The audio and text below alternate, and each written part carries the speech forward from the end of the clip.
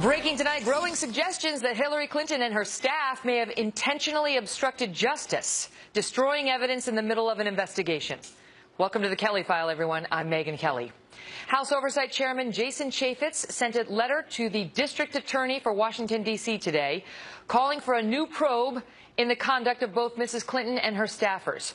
Chaffetz says that after reviewing documents released on Friday by FBI Director James Comey, he believes there may be evidence of, quote, obstruction of justice and destruction of evidence by Secretary Clinton and her employees and contractors. When asked about it earlier today, Clinton not only said that she's innocent, she also suggested this is simply another GOP conspiracy. Do you have any concerns that emails were deleted after they were already supposed to be preserved, and did you ask for them to be deleted? No, of course not. I have no concern on either count. None. And neither did the FBI. By the way, U.S. Attorney, not District Attorney. In a moment, we will be joined by Judge Anna Napolitano, who has reviewed some of the evidence and has a really, actually, interesting outtake. Well, take. And senior political analyst Britt Hume, who's here on the Fallout. But first, we go to Trace Gallagher, who's live at our breaking news desk. Hey, Trace. Hey, Megyn, in calling for the obstruction of justice investigation, Utah GOP Congressman Jason Chaffetz is citing evidence that focuses mainly on a 3.5-month period from December of 2014 to March of 2015. December of 2014, you'll recall, is when Hillary Clinton and her team turned over some 55,000 work-related emails to the State Department. That same month, according to FBI files, top Hillary Clinton aide Cheryl Mills, who's also a lawyer, apparently instructs unnamed employees of Platte River Networks, that's the company that maintained Clinton's server, to delete the old archives and make sure new emails are only saved for 60 days. But in March of 2015, when the New York Times broke the story of Hillary Clinton's private email server, the Benghazi Select Committee issued a new flurry of subpoenas to obtain the emails. And the FBI files show that a Platte River employee had a, quote, oh blank moment, realizing he didn't wipe the server clean back in December like he was supposed to. Days later, Hillary Clinton's aides and lawyers have a conference call with Platte River employees, and House Republicans say despite the emails being under subpoena, a new round of deleting begins, including the use of a computer shredding program. In a letter to the U.S. Attorney for D.C., Chaffetz writes, quoting, the department should investigate and determine whether Secretary Clinton or her employees and contractors violated statutes that prohibit destruction of records and concealment or cover-up of evidence material to a congressional investigation. Here's more of Hillary Clinton trying to knock this thing down. Watch.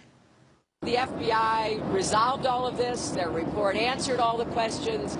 The findings included debunking his latest conspiracy theories. Congressman Chaffetz is also calling on the FBI to release public testimony of Clinton aides and employees of Platte River. Megyn. Trace, thank you. Joining me now, Fox News senior judicial analyst Judge Anna Napolitano, who reviewed these FBI documents, and he joins us now with what he found dumped right before Labor Day. As she's done this 4 times now, she's actually, she or her team, right. Somehow they always find a way before Memorial Day, before July 4th, before Labor Day, and then the other one was New Year's Eve, right? Right. Those are the 4. Look, there it is. Purely coincidental, but what may have happened here is important. You don't get a subpoena and then start destroying documents. Well, that's not okay. Okay, so that is what happened here. Congressman Chaffetz is correct in his timeline. The subpoena was issued and then the documents were destroyed. Congressman Gowdy is correct. We're talking about 2 different committees. Congressman Chaffetz runs the House Oversight Committee. Congressman Gowdy, the House Benghazi Committee. Both put on notice Secretary Clinton. In fact, Congressman Gowdy's committee put Secretary Clinton on notice while she was still Secretary of State. Because they were like, wait a minute, you have your own private server? And you didn't give us any of the documents from it in response to our earlier subpoenas? Well, we want that. And you better not destroy anything between now and the time we get it. And she did. Correct. Now we found out that it was destroyed. Now here's the very, very troubling news. We learned this on Friday. We learned this from the FBI. Mm-hmm. The FBI knew that servers were wiped clean, that BlackBerries were smashed and destroyed, and that a laptop was lost in the U.S. mail. The FBI ought to have pursued Mrs. Clinton and the people around her for obstruction of justice, and it did not do so. That is exceptionally distressing. The case against her for failure to secure state secrets is overwhelming. Now the case against somebody, we don't know who, for obstruction of justice is overwhelming, and Megyn, the FBI has done nothing. Someone, somewhere, it must be the White House, has restrained the FBI from doing its job. You look at the evidence right before this Platte River Networks. They were the ones who deleted her email archives pursuant to her order is how it looks. This is the guy who had the blank moment. Right. He had been told to do it before. Right. He claims, oh, I forgot, and then I saw the subpoena, and suddenly I remembered I was supposed to delete everything, everything of interest. They're going to blame me. I better take a sledgehammer to a couple of BlackBerries. Right, so, but here's what happened before he did the deleting after the subpoena.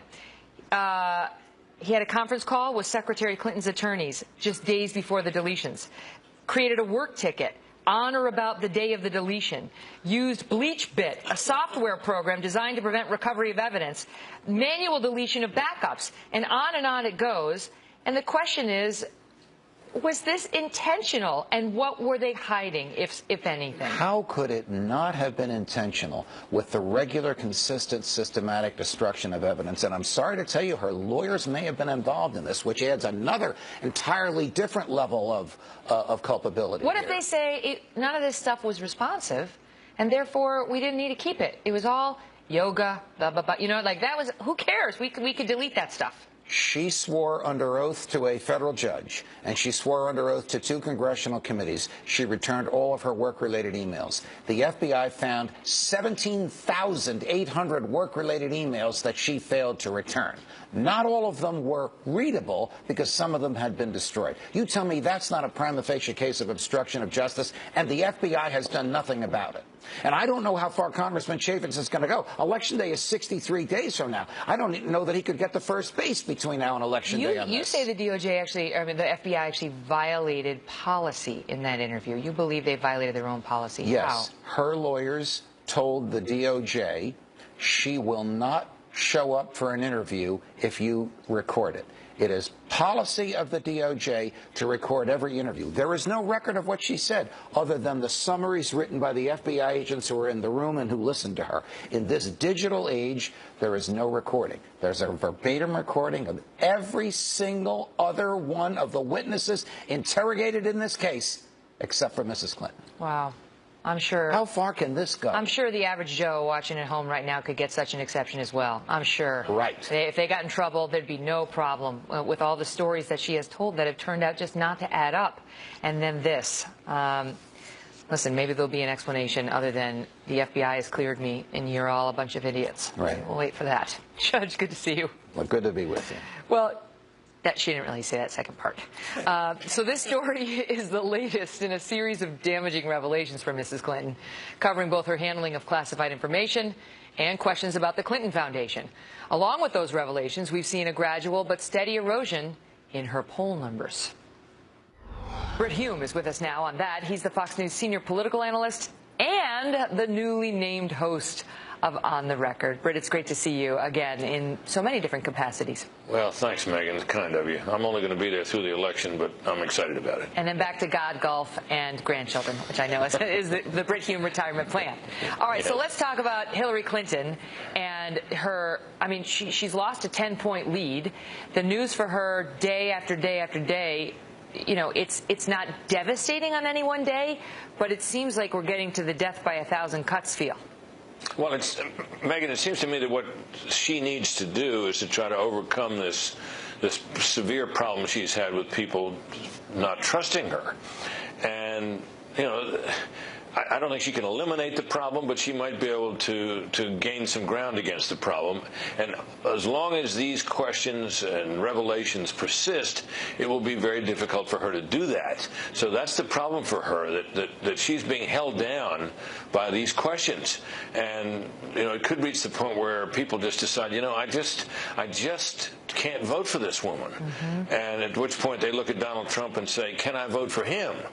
And you could kind of posit a scenario in which, you know, he carries on the rest of this campaign in kind of the way he has, with, you know, making set piece speeches and doing things that people didn't think he'd do, like the trip to Mexico and so on. And he might gain enough ground to where, you know, he wins the election. It's within the realm of possibility as we look out from this day. Now, so how big an impact do you think things like this email scandal have had on her? Because it doesn't seem like, other than the email scandal and the Clinton Foundation, you know, Trump is going after her on that many issues. But those issues refuse to die.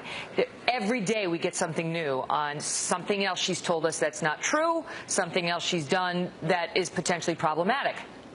Well, that's right, and whatever he says about it is augmented by the revelations. So, you know, people, you know, they hear him talking about it, and they may or may not, you know, respond because of him. But when what he is saying is buttressed and reinforced by revelations of the kind that we've had just in recent days, you know, they keep finding more of these emails. She was supposed to have turned them all over. They keep finding out that there were more devices than she claimed that she had.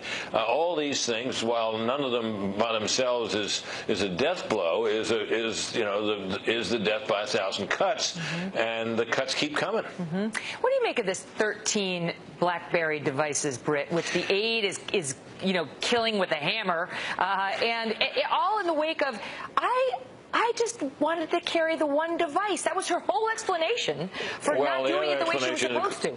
Well, what we're hearing from her supporters is that she was only carrying one of them at a time, and there's a certain truth to that. I mean, after all, I have an iPhone and I have an iPad, and I don't use them usually simultaneously. And over time, these things break, or you get new models, and so it's possible that, you know, my email has been used on several different devices. But 13? Right. That seems like an awful lot against the claim that she was doing one at a time. So I think, you know, the people look at that and it just doesn't sound right to them, and it makes it, people just look at this woman and say, can she tell the truth? So what is she going to do now? Will she tell the truth? Is she going to come out of the, you know, witness protection program and start actually giving interviews and speaking to reporters? You know, well, she's on the back of the plane. How are you feeling? Notwithstanding, she hasn't been hit with a lot of tough questions lately. Well, she's got a few. She took a few, and she didn't seem to have a lot of trouble with them, which raises the question, I think, of whether, you know, she really has anything to fear from a full-blown news conference. But I've only known her to hold a few, and I was actually present in the room at the one she held way back in the 90s on Whitewater, which was like 2 hours she took questions. It wasn't a terribly convincing performance. I remember it well. But it got her over the hump, and you know, it kind of put the matter to rest at least. So I mean, she probably is going to have to do one of these sometime, and we'll see. I don't think the public cares a whit, by the way, whether she holds one or not. But you know, it does add, I think, to reporters' suspicions about her, and you know, reporters are not that unfavorably disposed toward her. And if she comes out and, you know, has a few news conferences and talks to them, they like that better. If she would try communicating a little. You know, she's been waiting for Donald Trump to lose, and he had been, but he's having a good time right now in terms of the poll swing, and she's going to have to think about what that means for her. We're going to pick that up with Larry Sabato in just a minute. Britt, great to see you. Thanks, Megan. Well, Hillary isn't the only one under fire after this document dump, with House Speaker Paul Ryan now suggesting the FBI appears to be acting as an arm of Mrs. Clinton's presidential campaign. Former FBI Assistant Director James Kallstrom has some thoughts on that. He's right after this break. Plus, Steyerwalt and Kurtz are here with new details on the presidential debates and the new controversy already making the rounds. Stay tuned. I look forward to the debates. I mean, I think it's an important element of what we're doing. I think you have an obligation to do the debates. Joining me now, James Kallstrom, former assistant director in charge of the FBI. Jim, good to see you. So what do you make of the FBI's decisions here and the protocol they used? Hi, Megan.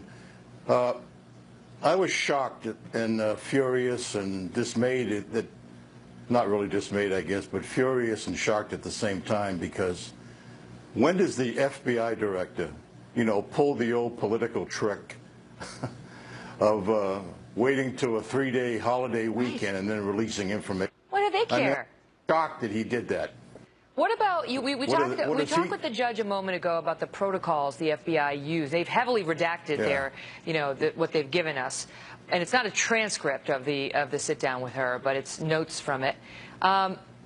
Did you see anything? Did they deviate from policy in the interview to the best that you can tell? Megan, why wasn't it recorded? Why wasn't there a transcript made? Why weren't there simple questions asked of her? Why wasn't she put under oath? Why didn't we know how many times she said, "I don't remember," or "I don't know," or "I can't," or "I take the Fifth Amendment," or whatever? Why don't we know that? This lady, this isn't a normal interview.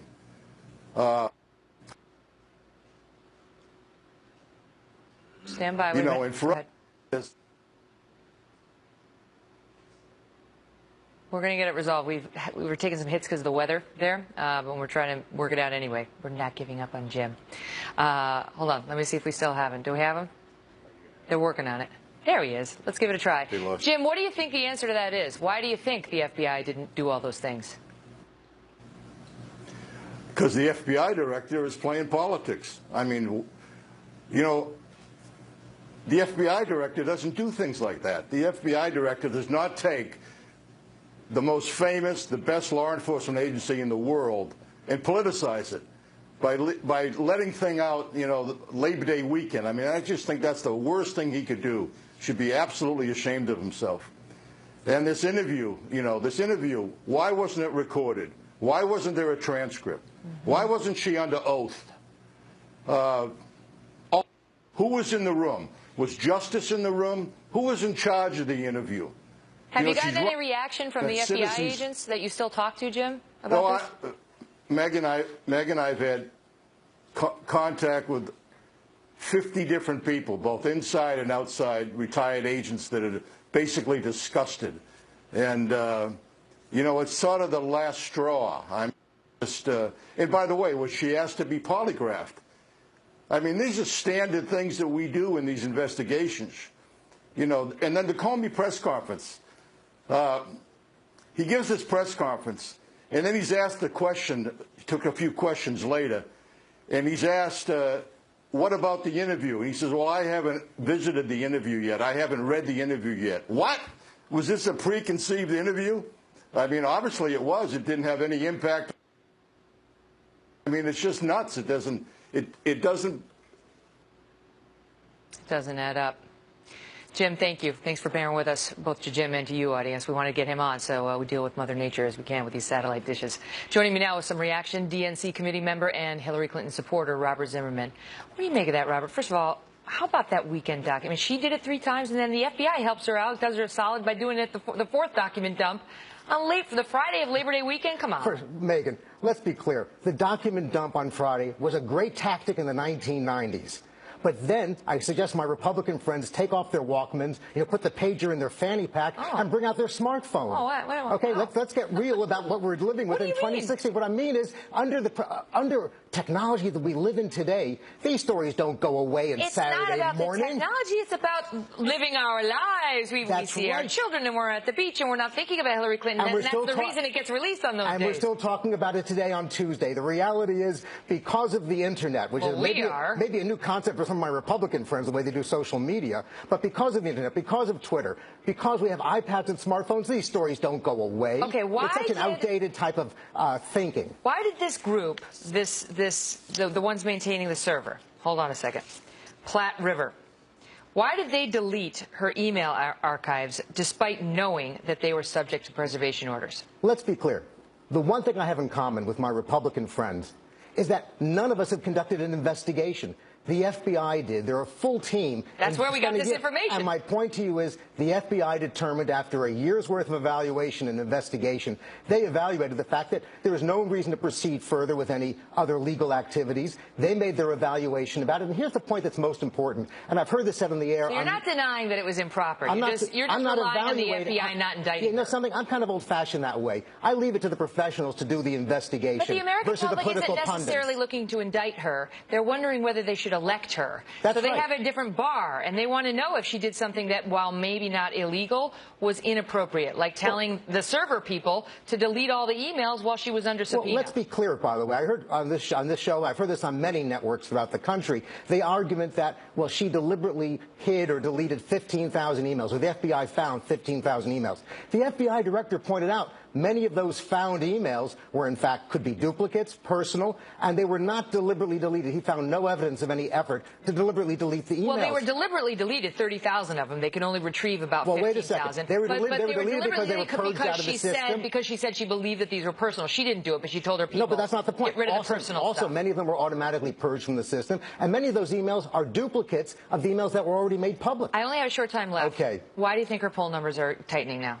Here's the reality. The convention bounce had to come down. That's a basic rule of gravity, although my Republicans don't believe in science. According to the CNN poll, she lost it all. No, she lost a good part of it, but in the poll of polls, Real Clear Politics, she's still up by 4%. Let's remember, Barack Obama beat Mitt Romney by only 4%, but had an electoral landslide. In the 12 battleground states, Hillary Clinton's expanded her lead in 10 of them. So obviously it's a tough race, but I'm encouraged by what I'm seeing. Great to see you, Robert. Good to be with you. Also tonight, new evidence has surfaced in the scandal involving Donald Trump, the Florida Attorney General, and what was really behind his big donation to her campaign. We'll take a look at that one. Plus, as I just mentioned, the polls have flipped, with Trump now in a virtual tie against Mrs. Clinton in the latest head-to-head matchup. And Larry Sabato is next on what this means for Election Day. Don't go away. I really pay no attention to polls. When they're good for me, and there have been a lot of them that have been good for me recently, I don't pay attention. When they're, not so good, I don't pay attention.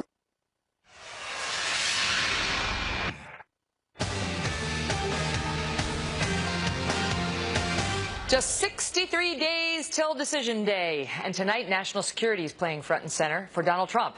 He's in Greenville, courting the votes of vets and military families. Take a listen. Hillary Clinton favors what has been called military adventurism, okay? Military adventurism.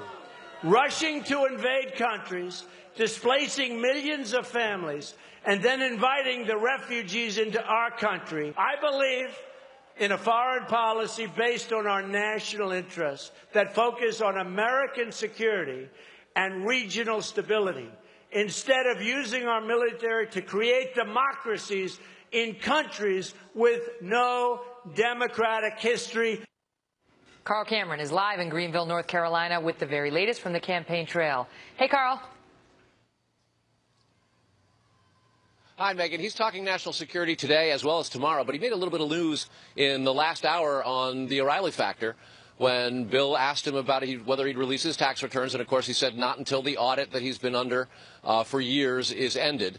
But then he suggested that if Hillary Clinton were to somehow come up with those 30,000 missing emails, he would immediately release his tax returns, which begs the question as to whether or not the audit is that much of a problem. On the national security front, Trump today was in both Virginia and North Carolina. Virginia, a state with a high population of military.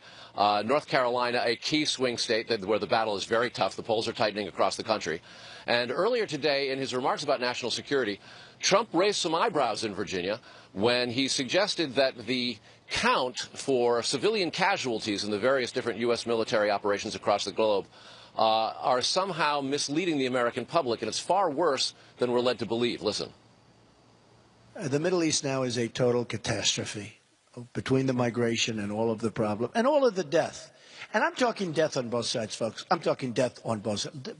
Look at the people. They blow up a city and they say 2 people were wounded. All right? You know the real numbers, okay? The real numbers are astronomical. Astronomical. And we started this whole thing. That a reference to the Iraq War as opposed to the war on terrorism. And as for tomorrow and the remaining foreign policy, Trump today suggested that he would not get involved with North Korea, that North Korea should be China's problem, which raises questions about the U.S. alliance with South Korea and other neighbors. And tomorrow, one of the things that Trump will be talking about is missile defense and the types of things that the U.S. should be doing to rebuild the military. Megan? Carl, thank you. Meantime, there is new national polling out tonight showing a shocking shift in the presidential race. Less than 2 weeks ago, a Quinnipiac poll of likely voters had Mrs. Clinton up by a huge 10-point margin. Look at that. Then 8 days ago, with troubling stories about her email and foundation seemingly dropping daily, the slide began, Trump closing the gap with likely voters to just 7 points. And now tonight, Trump leading by 1 point, look at that, in a CNN head-to-head matchup. Here to break it all down, the director of UVA's Center for Politics, Larry Sabato. Larry, great to see you. So, Thank you, those are 3 different polls, so it's not exactly the same, but still, you tell me whether Trump has, in your view, closed the gap. Not completely, and Megyn, neither campaign privately believes the CNN numbers. They believe that Hillary Clinton is still about where the polling average has her, 3 or 4 points ahead nationally, and in most of the key swing states, she's got a bigger lead than that. Well, do we look at these national numbers at all now then? I mean, because they must mean something. Usually, don't they sort of say, okay, this is where you're going to see the swing state polls go soon? Well, I think you have to look at polling averages. You can't cherry pick polls and pick a poll that you like, not you personally, but everybody does this, whoever they're for. They look at a list of polls and they pick one out with the best results for their candidate, and they say, aha, that's the one. I knew it. It says what I believed. So you look at the polling averages. Now, look, I do agree, of course, that the convention bounce has faded for Hillary Clinton. It was inevitable that that would happen. She started in June and early July with about a 4-point lead, and now she's got about a 4-point lead. That's not to say it will stay that way. You know, Megyn, every now and then there's a poll that grabs enormous attention, and that's what happened with this CNN poll this morning because it's the first day of the general election. What's fascinating to me is this one poll did a great favor for both Trump and Clinton. For Trump, it gave him something he can use to excite his supporters, his rallies, and raise money. For Clinton, it wakes up parts of her campaign and the Democratic base that are asleep, that have been lulled into a belief that Trump would lose badly. Does this change the electoral map as you see it at all? I mean, this latest polling, which I know you don't base your crystal ball on polling, but it's sort of factored in there. No, I haven't changed the map at all. But I tell you what, if we see this continuing to tighten, you're going to see several big swing states move together from Clinton into Trump's camp. That's what normally happens because a lot of them are bunched tightly together and their demographics are kind of similar, like in the Midwest.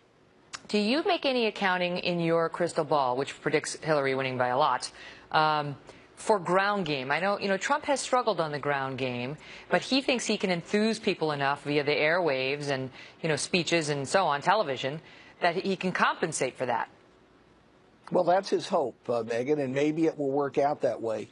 But almost every professional in both parties that I've talked to who know what's happening in terms of the ground game being organized by both sides say there's no comparison whatsoever. The Clinton people have been working on this probably for years, and it makes a point or 2 or 3 of difference in the really close states. Trump has very, very little, and the RNC is supplementing him, but they can only do so much. That was one thing that Barack Obama did such a great job of just getting out there and, knowing county by county whose door he needed to knock on and who they needed to drag out and make sure they got to that polling station on Election Day. Sometimes people need a little nudge. We get busy. Larry, great to see you. Thanks, Megyn. 63. We're saying 63. 63 days till we get to November 8th, till you're going to go to the voting booth and you're actually going to pull the lever or write in or hit the little computer screen like, this isn't working. I hit. Wait, I didn't mean that one. You've been there, haven't you? I have been there as well. So new details tonight on the presidential debates. Who will be moderating them and what is behind the first controversy following the announcement? Plus, Donald Trump denying accusations of bribery after new questions about a big political donation and whether it affected an investigation into Trump University. Katrina Pierson and Austin Goolsbee are next.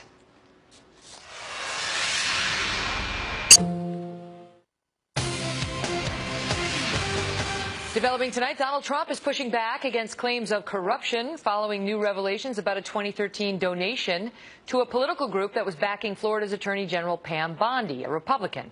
And the fact that Bondi at the time was weighing an investigation, should she bring one, into Trump University. Trace Gallagher is live in our West Coast newsroom with the new details. Trace?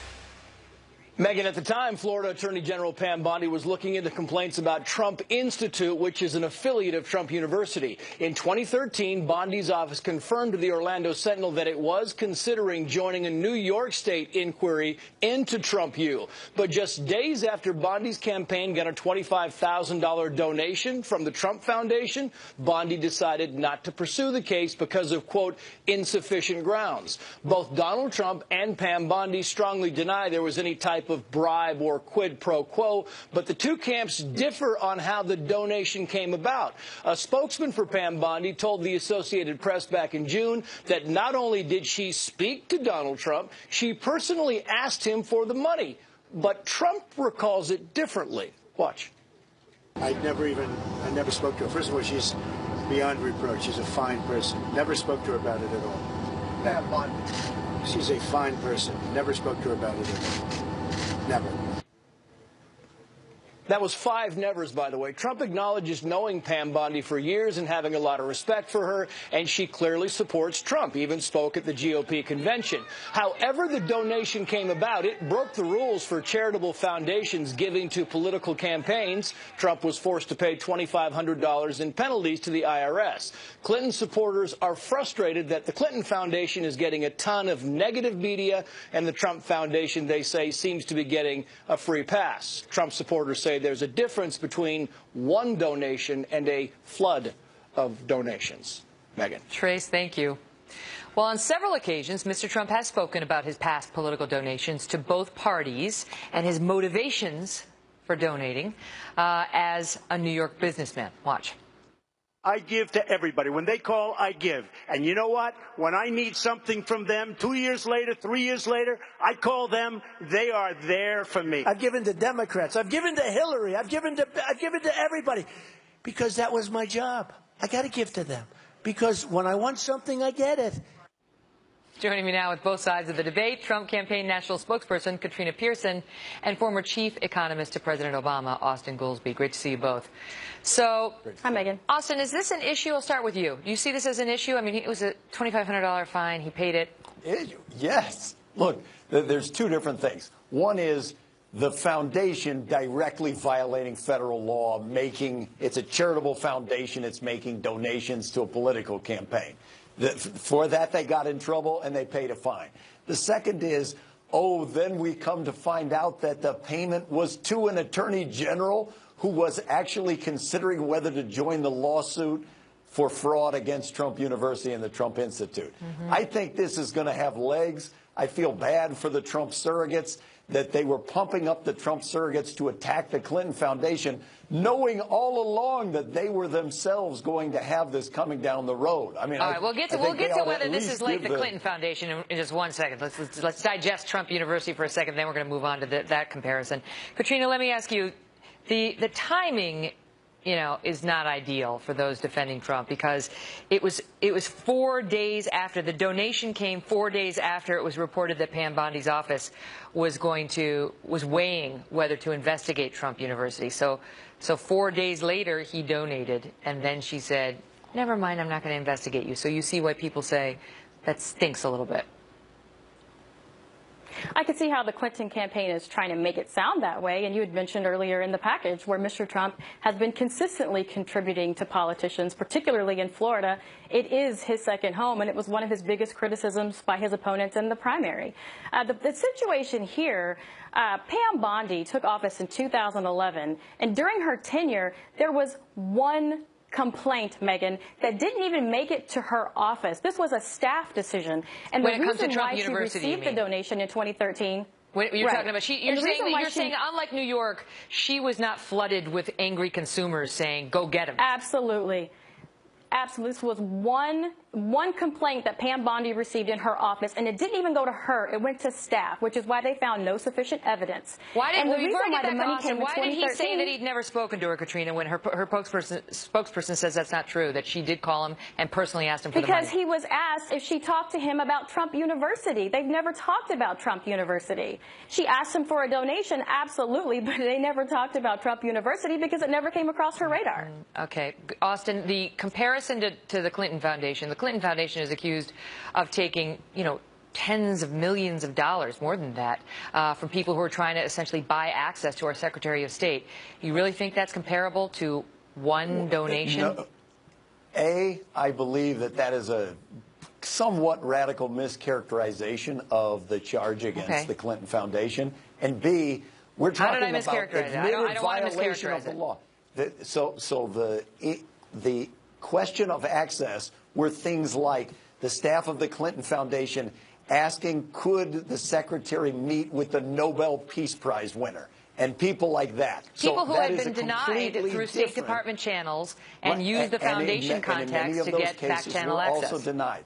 There's no accusation. FBI looked at it. There has been no accusation of legal wrongdoing. In this case, there is direct admission of guilt of legal wrongdoing. They paid a fine, and it is paying a politician who was directly choosing whether or not to investigate Trump University. What I would say is, Megan, that's just simply not the case. Pam Bondi was not looking to investigate Trump University. As I said, it never came across her desk. And the reason why this was an error it was reported that her organization. Her office said it was weighing an investigation. The office was weighing whether or not to investigate. It was weighing that, and then she decided against it. And it was not Pam Bondi. But listen, for the record, it has been playing out in New York. This is separate from the mass class action for fraud against Trump. I got it. There are questions of whether this will be in another state as well. Okay, got it. Good to see you both. Up next, Stirewalt and Kurtz on the inside scoop on the presidential debates. To the first showdown, the Presidential Debate Commission announced its lineup of moderators. Okay, so we've got CBS, Elaine Quijano will helm the vice presidential debate. NBC's Lester Holt, ABC's Martha Raddatz, and CNN's Anderson Cooper will handle the presidential matchups along with one of my co-hosts. From the Fox Politics team, Chris Wallace, who's going to anchor the very first Fox News.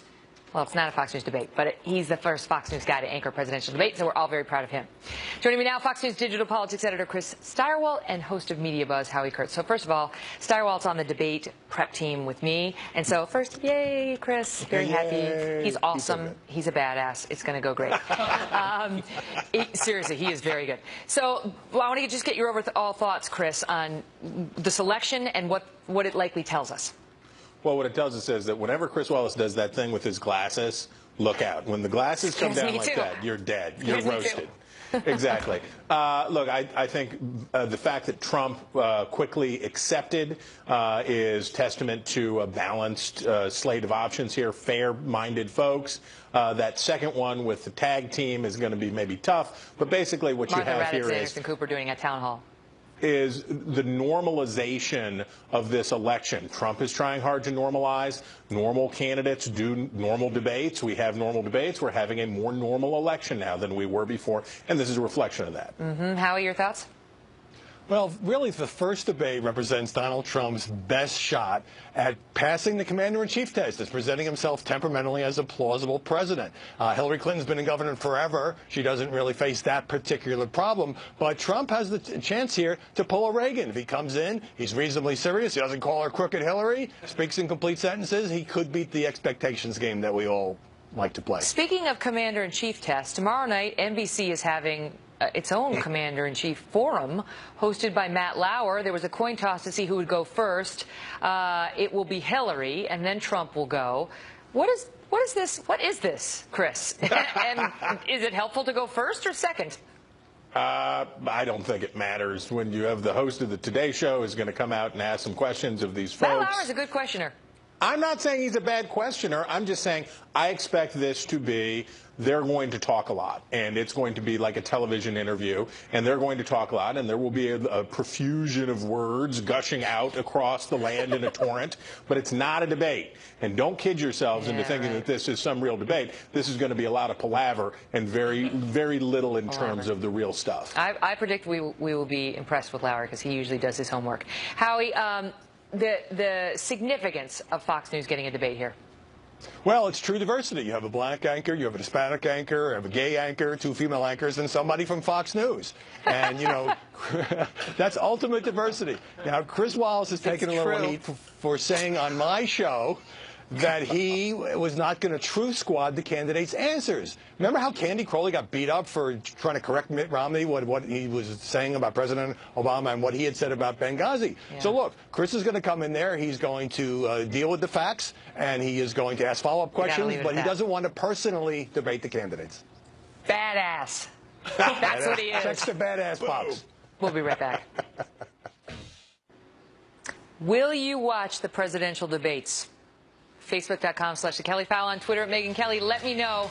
Why not? You gotta. Good night. I'm Megyn Kelly. See you tomorrow.